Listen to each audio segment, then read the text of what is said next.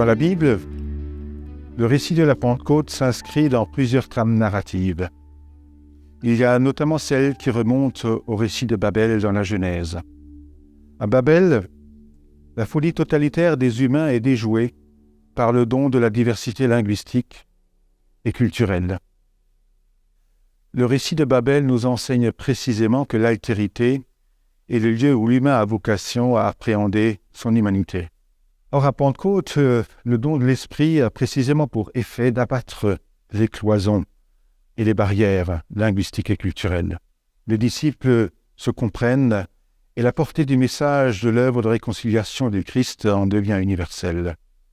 Nous vivons aujourd'hui dans un monde fait d'incompréhension, de défiance, de dialogue de sourds. Notre monde a cruellement besoin de compréhension, d'écoute. Que Dieu renouvelle à l'occasion de Pentecôte le don de son Esprit. Que par lui, il agisse en nous et par nous, afin que nous contribuions à son œuvre de réconciliation et de paix, que nous portions au monde un message d'espérance et de confiance, et qu'ainsi nous sortions de ces cloisonnements pour que l'œuvre de paix et de réconciliation de Dieu vive et rayonne dans ce monde. Chers amis, bonne et sainte Pentecôte à vous. Pourquoi l'Esprit Saint vient-il comme un feu ce jour-là sur les apôtres? Le feu brûle, le feu réchauffe, le feu éclaire, mais aussi le feu, on peut le partager presque à l'infini. L'Esprit Saint vient sur les apôtres comme un feu parce que chaque apôtre reçoit tout l'Esprit Saint, tous les apôtres reçoivent l'Esprit Saint.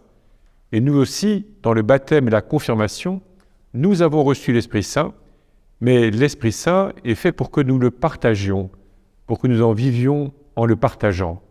Il vient nous habiter, il vient nous renouveler, pour que nous puissions porter sa lumière et sa paix dans le monde tel qu'il est.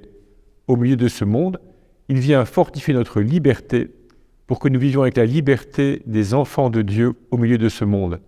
Alors, chers amis, chers frères et sœurs, dans la joie de le faire avec Monseigneur Démétrios et le pasteur Krieger, bonne et sainte Pentecôte, que toutes nos églises puissent témoigner de la force et de la liberté et de l'unité que nous donne l'Esprit Saint.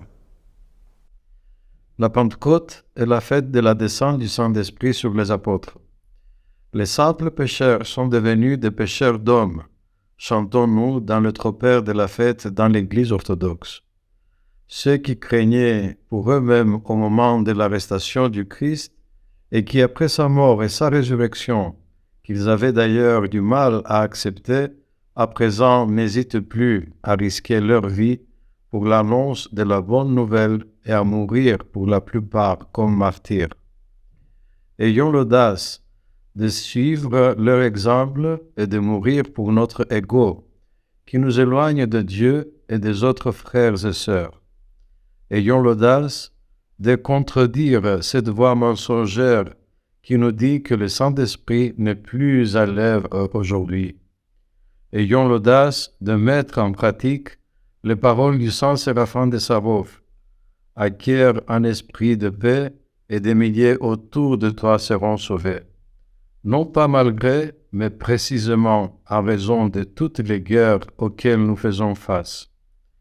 Plus que jamais, les chrétiens de ce monde ont besoin du Paraclète, du Consolateur, car chantons-nous dans le contagion de la fête, le Seigneur invite tous les hommes à l'unité et tous ensemble nous glorifions le très Saint-Esprit. Autrement dit, le moteur de l'unité entre les chrétiens et entre les hommes est ou devrait être la glorification ou la louange du Saint-Esprit dans nos cœurs et dans nos vies. Bonne fête à toutes et à tous.